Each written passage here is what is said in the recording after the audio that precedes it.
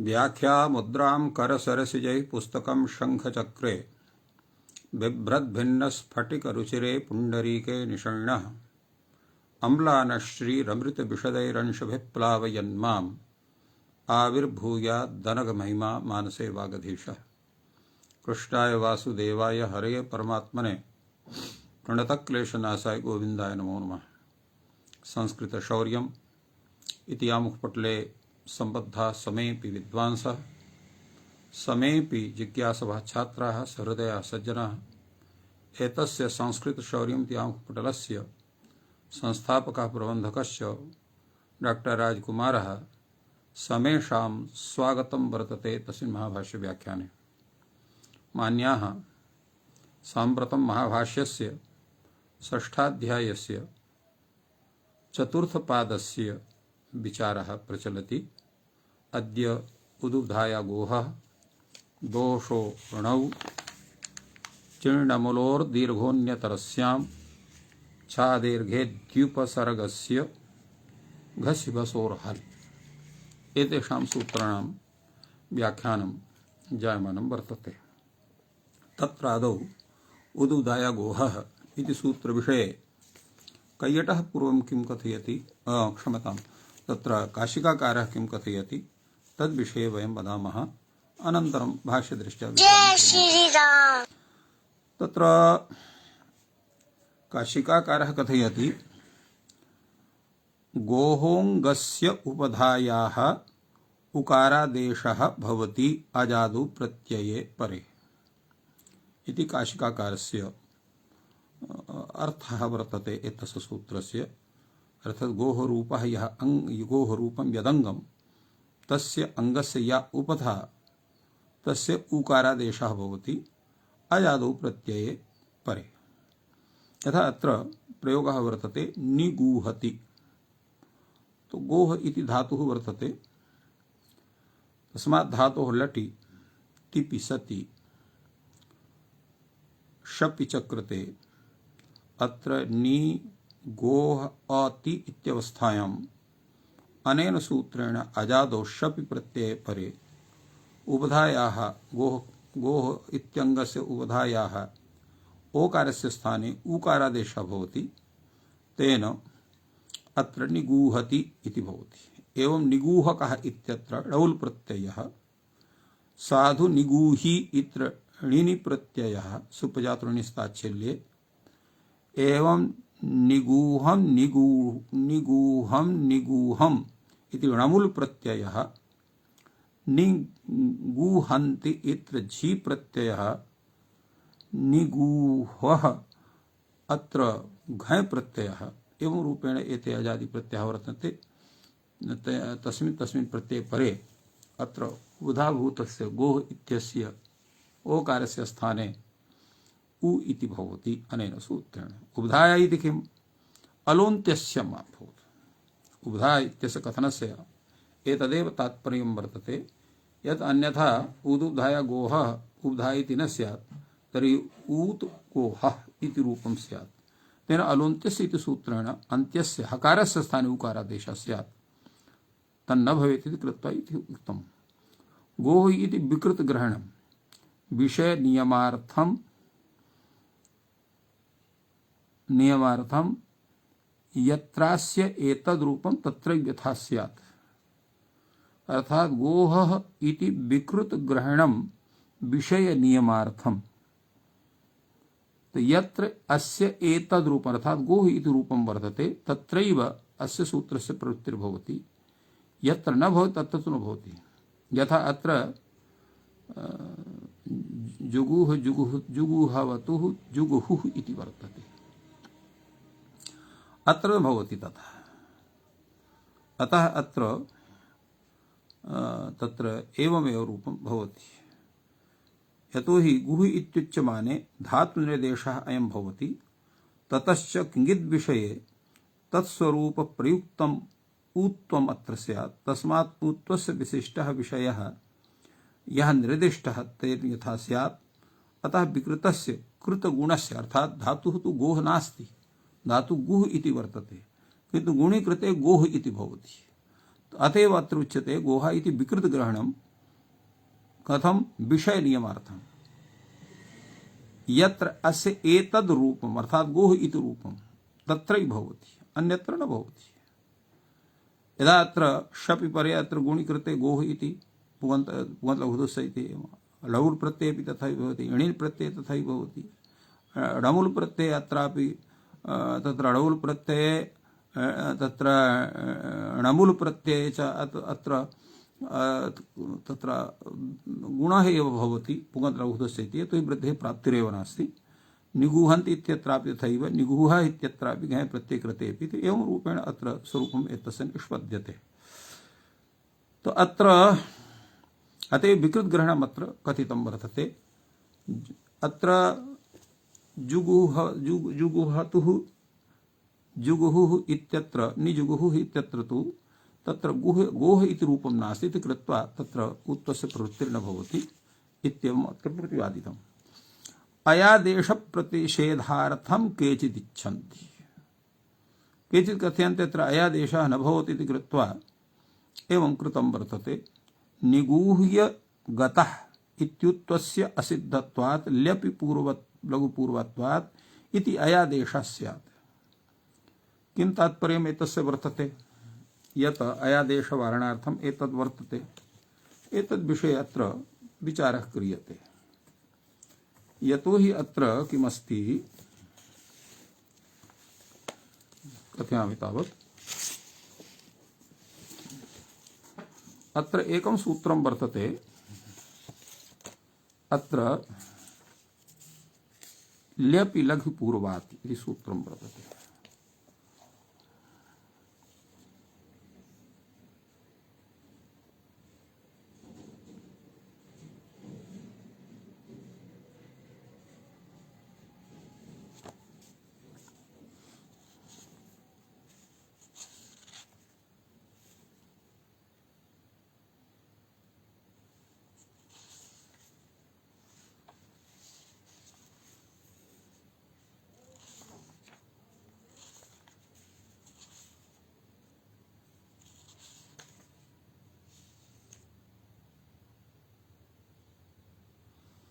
तो तेन ल्यपि लघुपूर्वात् इति सूत्रेण अत्र एतत् कार्यं भवति।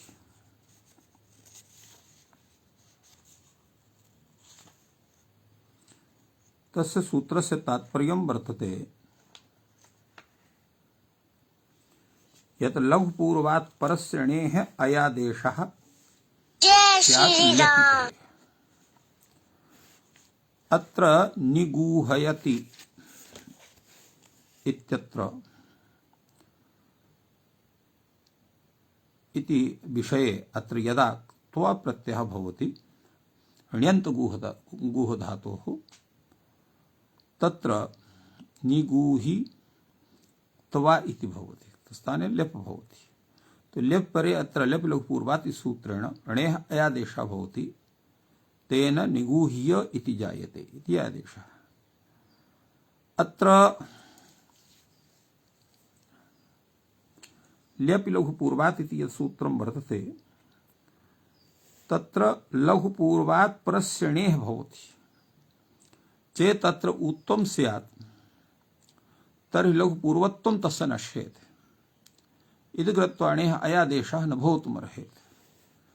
तस्य अयादेशस्य प्रतिषेधार्थम अत्र उत्वं भवति इति केचित् कथयन्ति।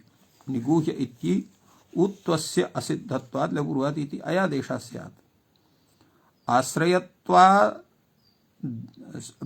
व्याश्रयत्वादेव असिद्धत्वम् अत्र नास्ति, अर्थात् भिन्नाश्रयता वर्तते। कथमिति? अत्र उदुधय गोहः इति सूत्रम् अत्र गूह इति पदं गोह इति पदम् इच्छति, गुणीकृते गोह इति भवति, तर्हि उत्तम विदधाति। अतः उद्देश्यम् अत्र गु घटकः गोह घटकः ओकारः वर्तते। अत्र च ल्यपिलुपूर्वात् इत्यस्य उद्देश्यं तत्र णी वर्तते। अर्थाः व्यपाश्रयत्वात् भिन्नाश्रयत्वात् अत्र असिद्धत्वम् अत्र नास्ति, समान देशे एव असिद्धत्वादि कार्यं जायते इति कृत्वा अत्र असिद्धत्वं भवति। अतः ण उपरि अत्र ऊत्वं स्यात्, तत्र गुणं गुणे गुणे कृते सति ऊत्वे अत्र निगूहि इति भवति। अत्र च लघुपूर्वत्वाभावात् अत्र न भवति, अत्र ण्यन्तस्यैव अत्र ल्यपि अनन्तरम् अयादेशः भावः तेन निगूह्य इत्येव भवति। तत्र निगूह्य इति न भवति इति बोध्यम्। अचित्येव निगूढा, अचित्येव भवति। निगूढा इत्यत्र निपूर्वक गुह धातुः अत्र त्रिच् प्रत्ययः, त्रिच् प्रत्ययते निगूढा इति भवति। तुमुन् प्रत्ययते निगूढुम् इति भवति।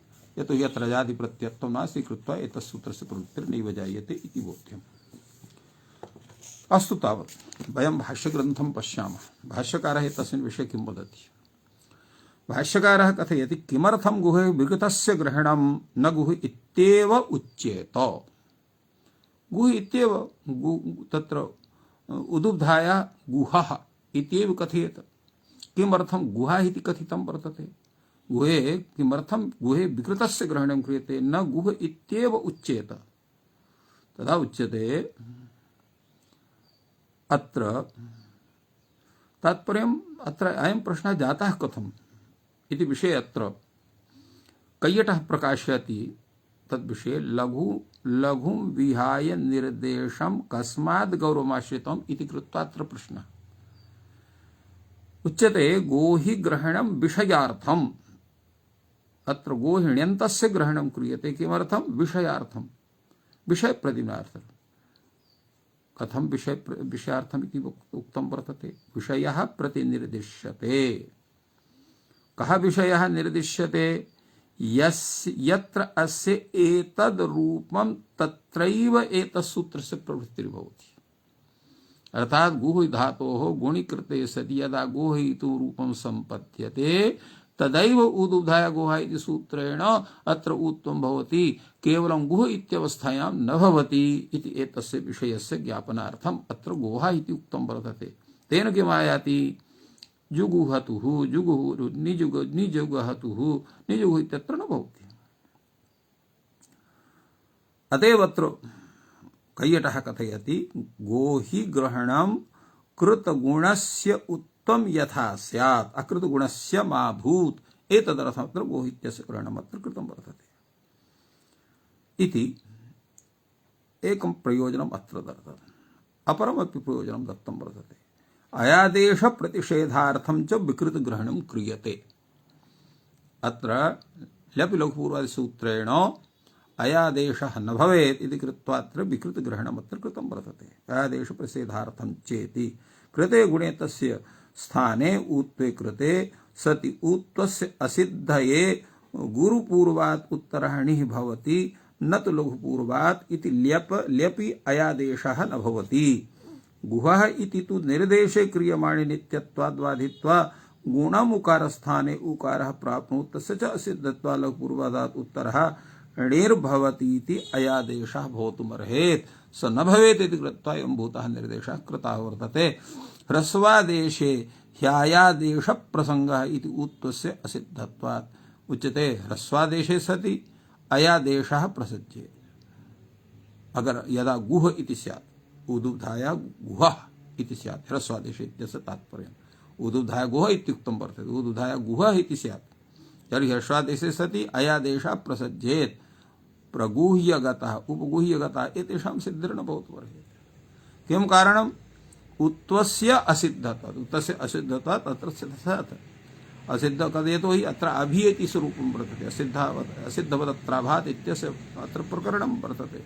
तेन रूपेण तस्य असिद्धता भवितुमर्हेत्। असिद्धम् ऊत्वं तस्य असिद्धत्वात् लघुपूर्वात् इति अयादेशः प्रसज्येत इति अयं दोषः अत्र दत्तः वर्तते। तद्विषये अग्रे उच्यते विषयार्थेन तावन्नार्थः गोहि ग्रहणेन। भवता उक्तम् अत्र गोहि ग्रहणं विषयार्थम्। तो विषयार्थेन तावत् यत् प्रयोजनं भवता दत्तं तत् प्रयोजनं तु न भवितुमर्हति। कथमिति? प्रश्लिष्ट निर्देशः सिद्धम्। अत्र प्रश्लिष्ट निर्देशः क्रियते। प्रश्लिष्ट निर्देशोऽयं कथमिति ऊत इति ऊदिति ऊत इत्यत्र ह्रस्वः उ दीर्घः उ ऊत इति वर्तते। तत्र ह्रस्वस्य अवकाशः निजुगः तु निजगुः गुणस्य अवकाशः निगूढः निगूढुम् इह निगूहयति यत्र उभयोः प्राप्तिर्वर्तते। ऊत इत्यस्य प्राप्तिर्वर्तते गुणस्य प्राप्तिर्वर्तते। निगूहयति निगूहति इत्यत्र निगूहकः साधि निगूही सर्वत्र तत्र ऊत्वस्य दीर्घस्य प्राप्तिः अत्र उभयोः प्राप्तिर्वर्तते। परत्वात् कृते गुणे आन्तर्यतः दीर्घः भवति। परत्वात् गुणे कृते आन्तर्यतः अत्र दीर्घः भविष्यति। तत्र स्थाने तो परिभाषावशात् ह्रस्वस्य ह्रस्व दीर्घस्य दीर्घः अत्र स्यात् तथा दीर्घस्य दीर्घः स्यात्। उच्यते अग्रे तावत् पर अत्र अयादेश प्रतिषेधेन चापि नार्थः। अयादेश प्रतिषेधेनापि एतस्य प्रयोजनं वर्तते। समानाश्रय वचनात् सिद्धं समानाश्रयम् असिद्धं भवति व्याश्रयं चैतत् समानाश्रयम् असिद्धं भवति। अतः अणौ ऊत्वम् अणेः ल्यपि अयादेशः उभयोः स्थितिः भवितुमर्हेत्। अतः अत्र यत् उक्तं कि आदेश प्रतिषेधेन तस्य तदपि प्रयोजनं नास्ति। एवं रीत्या अत्र ऊत इति कथनस्य विषये अत्र निष्प्रयोजनत्वम् एतस्य प्रतिपादितवान् भाष्यकारः। द्वितीय प्रयोजनस्य विषये आक्षेपः अत्र कृतः वर्तते। तदा उच्यते णौ ऊत्वम् अणेः ल्यपि अयादेशः। किं तात्पर्यं वर्तते इत्यस्य णौ ऊत्वम् णौ ऊत्वम् इत्यस्य तर्णी परे तस्य ऊत्वं भवति। णेर्लयादेशो भवति अत्र भिन्न व्यपाश्रयम् इति वर्तते। अतः एतत् तस्य प्रतिषेधनार्थम् अत्र न भवितुमर्हेत्। फलतः अत्र ऊत इति ग्रहणं यत् कृतं वर्तते ऊत इति तस्य मुख्यं प्रयोजनं किमस्ति इति विषये अत्र कश्चन विचारः अस्माभिः करणीयः। अत्र विषये पूर्वं निगूहयति इत्यत्र विषये किंचित् कैयटस्य कथनं वर्तते। तत्रैव परत्वात् इति प्रतीकमादाय नागेशस्यापि किंचित् कथनं वर्तते। तत् उभयोः कथनविषये किंचित् वयं विचारयामः। निगूहयति इत्यत्र कथयति उकारस्य गुणस्य प्राप्नोति उकारश्च तत्र परत्वात् गुणे कृते एकादेश विकृत न्यायस्य विकृतस्य अनन्यत्वात् उकार आदेशः इति नार्थः विकृति निर्देशेन। दोषणो इत्यत्र तु लक्ष्य दर्शनात् उकारः अपेक्षते न तु ह्रस्व तत्रापि न दोषः इति प्रतिपादितवान्। तत्रैव अत्र परत्वात् गुणः इति विषये अत्र कथयति तत्र नागेशः न च ह्रस्वे सावकाशेऽपि दीर्घः अनवकाशः स्वापेक्षे विप्रतिषेध विचारात् दीर्घस्तु गुणात् प्राक् प्राप्नोत्येव न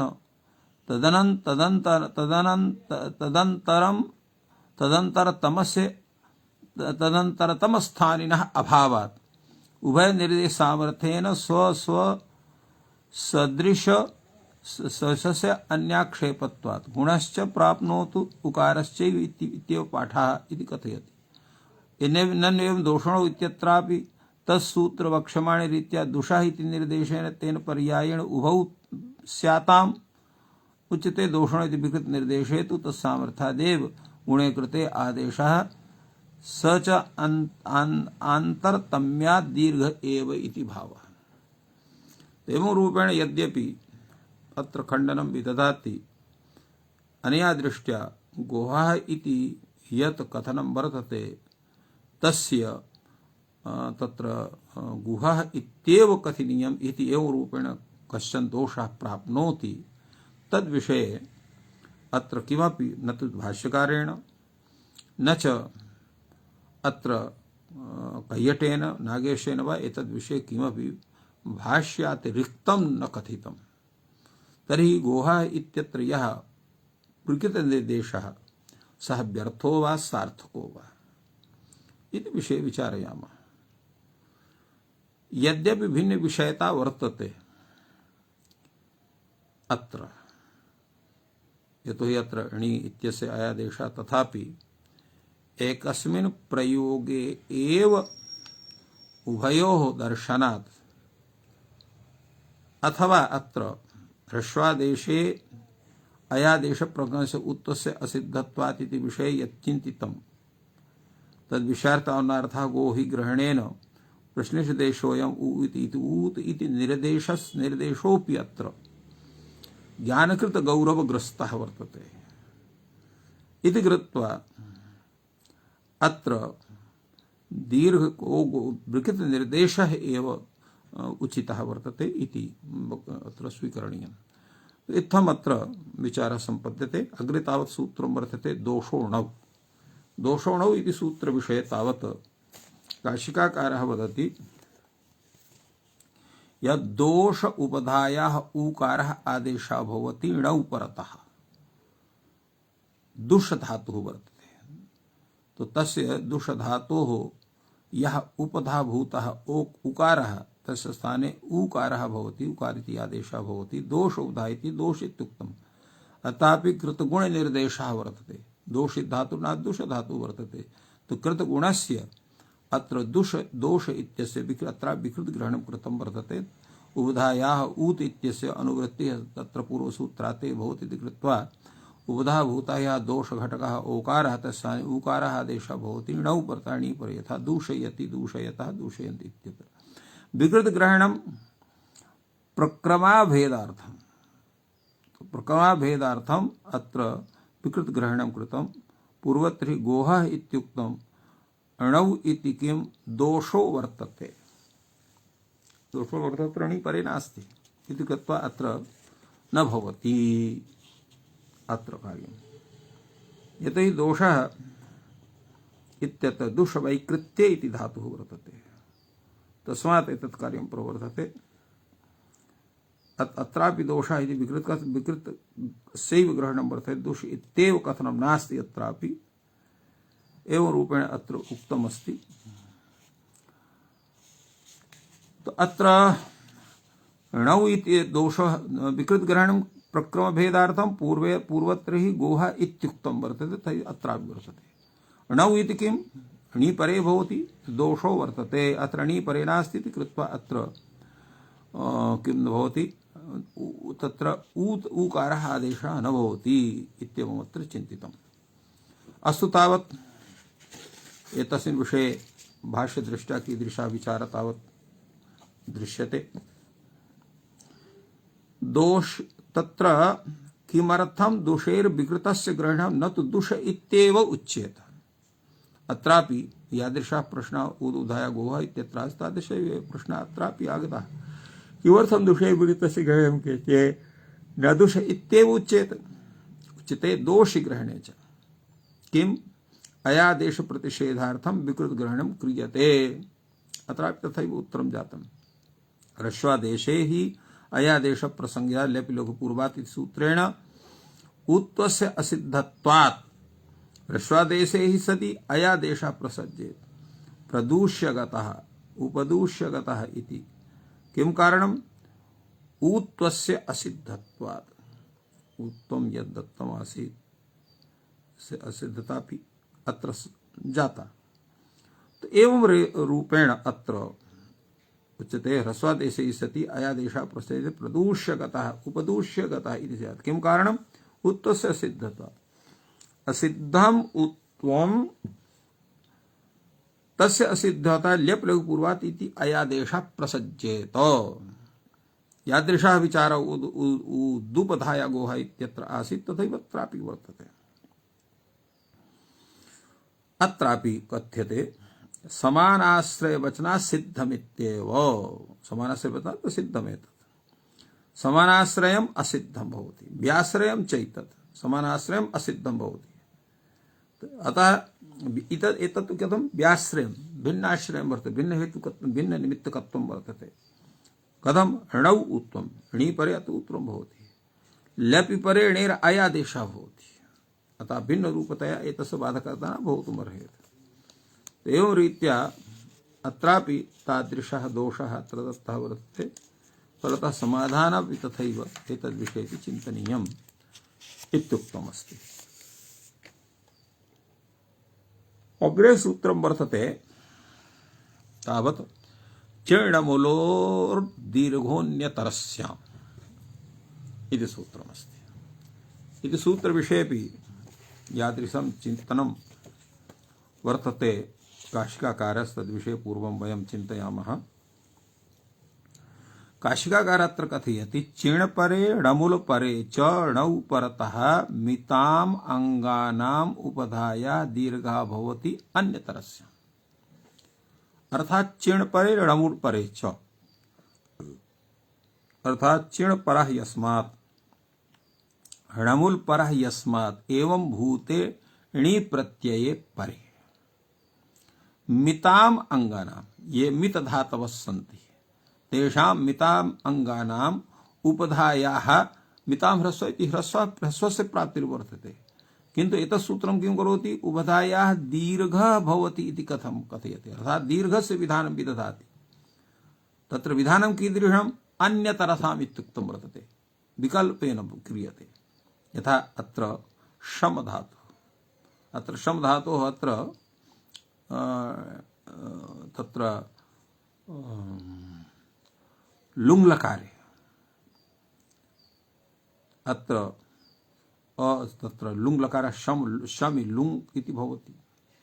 अनन्तरम् अत्र शम लुङ् इत्यवस्थायाम् अत्र अडागमे अशम ला इति भवति। तत्रापि अत्र त प्रत्ययः जायते, अशमता इति भवति, अत्र चिलि भवति, चिलेः स्थाने अत्र चिण् इति भवति। तेन चिण् इति कृते अशम इ त इति जायते, चिणोलुक् इत्यत्र तकारस्य लोपः भवति, अशमि इति जायते। अत्र किं भवति, अत्र णी परे भवति, णी परते अत्र अतुद्धा इति दीर्घस्य प्राप्तिर्भवति। तम दीर्घं प्रबाध्य अनेन उपधायाः दीर्घस्य विधानं क्रियते। तेन अशमि अशामि चिणि परे अशम इति भवति, यदा ह्रस्व दीर्घः न भवति तदा अशम इति, यदा दीर्घः भवति अशामि इति, अतमि अतामि। एवमेव शमं शमं शामं शामं णमुल् प्रत्ययः, तमं तमं तामं तामम् अत्रापि णमुल् प्रत्ययः।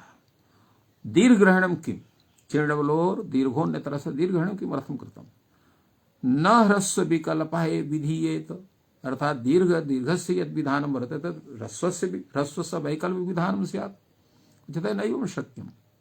शमयन्तं प्रयुङ्क्ते इति द्वितीये च ह्रस्व विकल्पो न स्यात्, एतदर्थम् अत्र दीर्घ इत्युच्यते। अग्रे तावत् णिलोपस्य स्थानिभावात् दीर्घ विधौ तु अजादेशः न स्थानिवत्, णिलोपस्य स्थानिवद्भावात् दीर्घ विधौ तु अजादेशो न स्थानिवत् तत्र न भवेत् इति कृत्वा शमयन्तं प्रयुक्तवान्।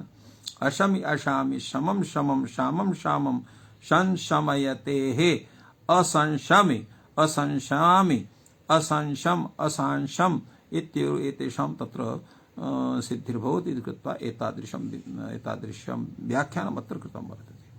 यः असौ णौ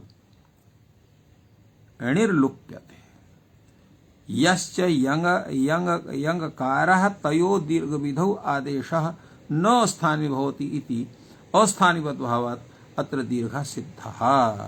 ह्रस्व विकल्पे तु विधीयमाने स्थानिवद्भावः स्यात्, एतदर्थम् अत्र दीर्घस्य कथनं वर्तते।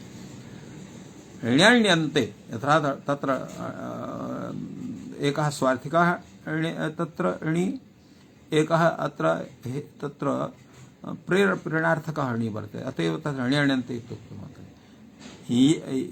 यङ् अर्थात पूर्वं अनन्तरं णि प्रत्ययः, णिच् प्रत्ययः, तु असिद्धिरेव, तत्र असिद्धिरेव भवति। आश्रयत्वात् असिद्धत्वमपि नास्ति, अत्र आश्रयत्वात् असिद्धत्वं नास्ति। णौ हि णि यङोर्लोपः, णि परे अत्र णि इत्यस्य यङः इत्यस्य लोपः भवति। चीर्णमूलि परे णौ अङ्गस्य दीर्घत्वं, चीर्णमूल परे अत्र णौ परे अङ्गस्य दीर्घः भवति। तो एवम् अत्र काशिका ग्रन्थे चिन्तितमस्ति। अस्तु तावत् भाष्ये कीदृशः विचारः तत्र पश्यामः। भाष्यकारः एतद्विषये कथयति चीर्णवलोर् णिज्व्यवेतानां यङ् लोपे च चीर्णवलोः णिज्व्यवेतानां यङ् लोपे च उपसंख्यानं कर्तव्यम्। किं तात्पर्यम् एतस्य? तद्विषये उच्यते अत्र चीर्णवलोः णिज्यवेतानाम् अर्थात् चिवण परे णौ मिताम् अंगानां यत्र वैकल्पेन दीर्घ उच्यते तत्र यदा ण्यन्तस्य यगन्ताच्च णिज् विधीयते तदा पूर्वेण च यङ्कारेण च व्यवधानात् दीर्घः न प्राप्नोति इति कथनस्य आशयः। एवम् उच्यते अत्र एतद्विषये यत् अत्र शमयन्तं प्रयोजितवान् अशम तथा अत्र चिण्परे अशमि अशामिति रूपम् णमुर्परे शमं शमं शामं शामिति रूपम्। एवम् अत्र यगन्त विषये संशमयते अशंशमि अशंशामि इति रूपद्वयम् संशमं संशमं संशावं संशावम् इति सर्वेषाम् उदाहरणानां स्वरूपम् अत्र दत्तं वर्तते। अत्र विचारः प्रवर्तते भाष्यदृष्ट्या। भाष्यकारः एतद्विषये अग्रे कथयति किं पुनः कारणं न सिद्ध्यति। अर्थात् चीर्णवलोः णिज्व्यवेतानां यङ् लोपे चोपसंख्यानं कर्तव्यं शमयन्तं प्रयोजितवान् अशमि अशामि इत्यादि रूपेण एतेषां सिद्धिः कथं भवितुमर्हति। किं कारणं सिद्धिः उच्यते चीर्णवुलि परे णौ मिताम् अंगानां दीर्घः भवति इत्युच्यते। चीर्ण परे णमुल् परे च चीर्ण परेणौ णमुल् परेणौ मिताम् अंगानां दीर्घः भवति इति कथ्यते। यश्चात्रनिश्चमुड् चीर्णमुल् परः न तस्मिन् मित अंगम् अर्थात् तस्मिन् अंगं नास्ति। यस्मिंश्च मित अंगं नासौ चीर्णमुल् परः इति लोपे कृते चीर्णमुल् परः भवति। लोपे कृते तत् चीर्णमुल् परः भवति। स तो यदा उच्यते स्थानविद्भाव अत्र न चीर्णमुल् स्थानविद्भावो तु चीर्णपरः उच्यते स्थानविद्भाव अपि सः तत्र चीर्णपरः णमुल् परः न भवति। तदा उच्यते ननु च प्रतिषिध्यते तत्र स्थानविद्भावः। स्थानविद्भावः अत्र प्रतिषिध्यते स्थानविद्भावः न भवति। तद्दीर्घविधिं प्रति न स्थानिवत् दीर्घविधिं प्रति स्थानविवत् न पदान्त द्विर्वचन वरे यलोपस्वर सवर्ण स्वर दीर्घजश्चर विधिषु इस सूत्रेण तत्र प्रतिषेधः स्यात्। एवमपि सिद्धत्वात् न प्राप्नोति। एवमपि असिद्धत्वात् अत्र न प्राप्नोति। यदा स्थानिभावः सिद्धः भवति तदा न भवितुमर्हति। एवं तर्हि किं करणीयम् अत्र? अत्र उच्यते चीर्णमुलोः णिज्व्यवेतानां यङ् लोपे चान्तरङ्गलक्षणत्वात् सिद्धम्। अर्थात् चिण् परे णमुल् परे णिच् व्यवेतानां यङ् लोपे च अंतरंग लक्षणत्वात् सिद्धम्। अंतरंगत्वात् तत् सिद्धं भवति।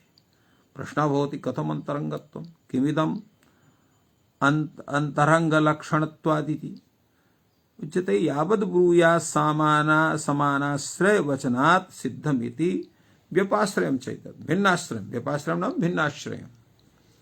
कथम् णौणिलोपः अत्र तत्र प्रेरणार्थक णिचि परे यः अत्र स्वार्थिक णिच् भवति चुरादिभ्यां चुरादित्वात् तस्य णेर् लोपः भवति। णौ चीर्णमुल् परे मिताम् अंगानां ह्रस्वः दीर्घत्वं च णौ परे चीर्णमुल् परे अत्र मिताम् अंगानाम् अत्र दीर्घः भवति।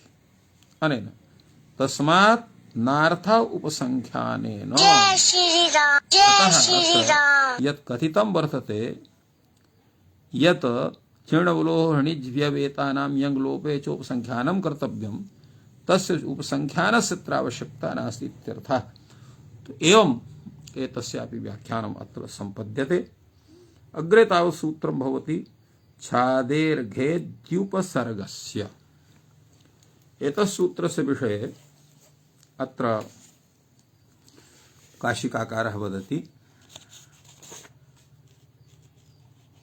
यत् छादेः अंगस्य द्युपसर्गस्य अर्थात उत्सर्गद्वय तत्र द्युपसर्गस्य छादेः अंगस्य अद्युपसर्गस्य क्षमताम् अद्युपसर्गस्य एकः स्वरो भवति किन्तु अत्र उत्सर्गद्वयस्य स्थितिर्मा भवेत्।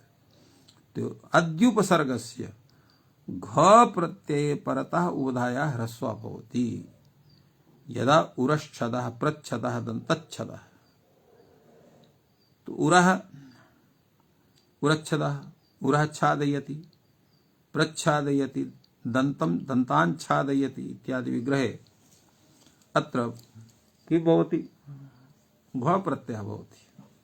घ प्रत्यये परे अत्र अजादित्वं जायते। अत्र छादि इति धातुः भवति। छादि छाद उराच्छादयति प्रच्छादयति दन्ताच्छादयति इत्येवं रूपेण विग्रहः वर्तते। तर्हि अत्र अद्युपसर्गस्य एवं भवति उरच्छदः प्रच्छदः दन्तच्छदः।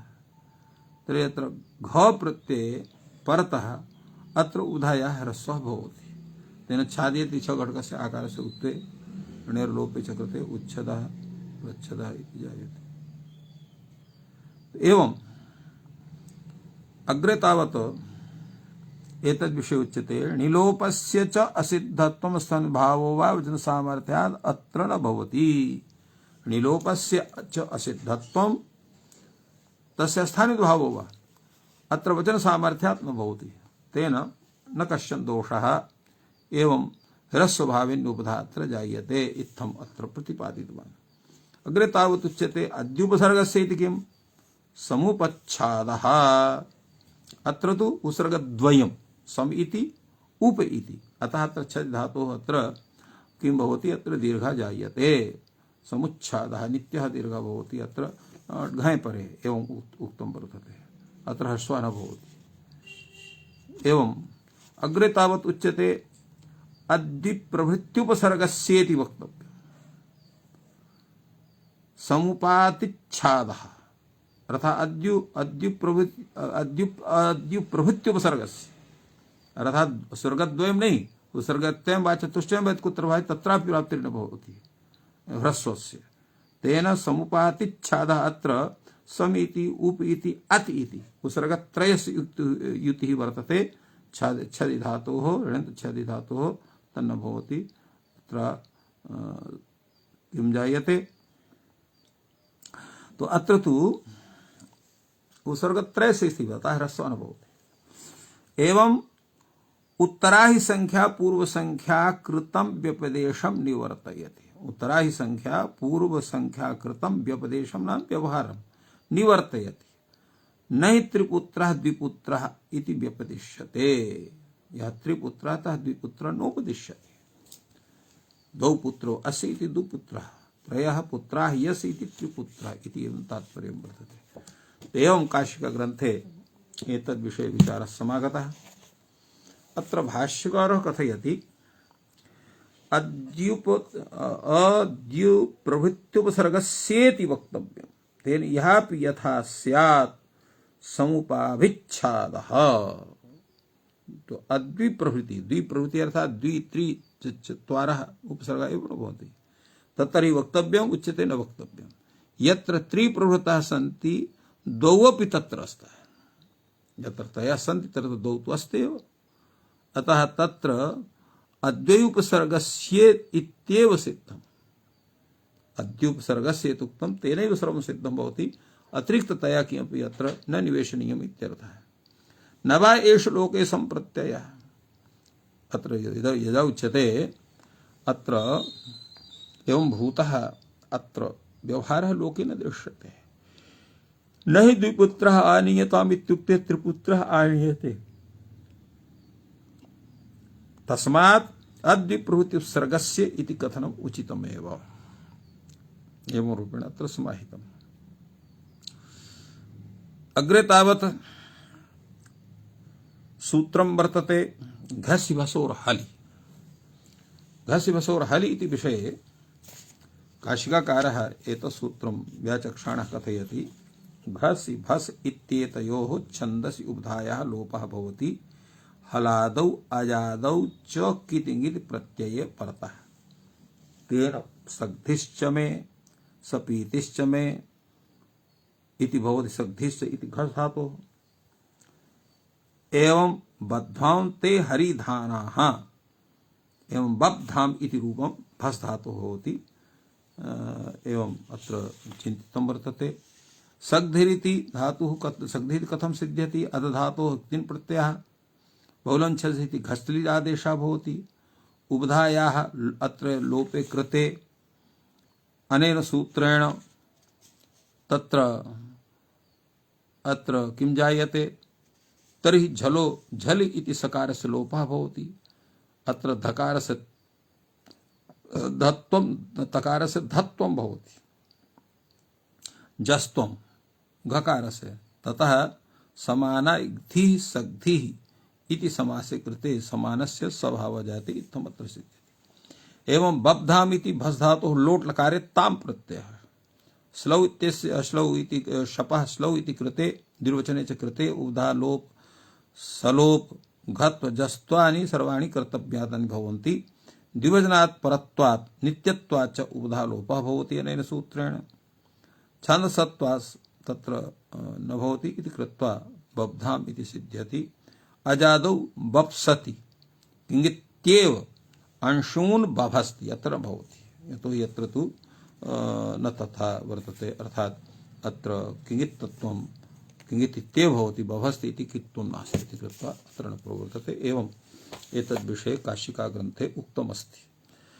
भाष्यकारः अत्र यद् व्याख्याति तद्विषये पूर्वं घसि भसोर हलि इति सूत्रविषये अत्र काशिकाकारः यथा उक्तवान् तथैव अत्र प्रदीपकारः अपि किञ्चित् प्रतिपादयति। स कथयति अचि इत्यधिकारात् हलि न प्राप्नोति हल ग्रहणं क्रियते तदुपादाने च अचि न प्राप्नोति इति चकारः अच संबंधार्थः अत्र क्रियते।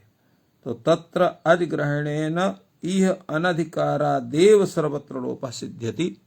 हलि च इति इत्यस्य कथनस्य आवश्यकता एव नास्ति। अन्यत्रापि इति वचनात् कारश्च वार्तिकारश्च चकारं न पपाठ इति वाच्यम् इत्येवं रूपेण कथयति। अत्र एतद्विषये अत्र भाष्यकारः व्याख्यायि तावत् हल ग्रहणानर्थक्यम् अन्यत्रापि दर्शयति। घस् भसोर हलिति कथनस्य आवश्यकता नास्ति। अनर्थक्यं कथम्? अन्यत्रापि दर्शनात्। अन्यत्रापि एतस्य स्थितिः वर्तते। किं कारणम्? अन्यत्रापि दर्शनात्। अन्यत्रापि लोपः दृश्यते। अग्निर्वनानि वप्सति शराबे वप्सति। अतः तथा तथा सत्वात् अत्र हलिग्रहणं न करणीयम् इत्येवम् उक्तम्। एक वचने प्राप्ते व्यत्ययेन झी श्लौ द्विर्वचनम् अदभ्यस्तात् इति अदादेशः भवति। उबधा लोपः खरिच इति चर्तुं भवति। अत्र च अन्तरङ्गत्वात् उबधलोपात् पूर्वं द्विवचनं क्रियते। यदि झावेव पूर्वं लोपः स्यात् तथा द्विर्वचनं न भवितुमर्हेत्। इत्थम् अत्र चिन्तितं वर्तते। एतस्मिन् विषये अत्र विरम्यते। सर्वेभ्यो नमः। जयतु संस्कृतं जयतु भारतम्।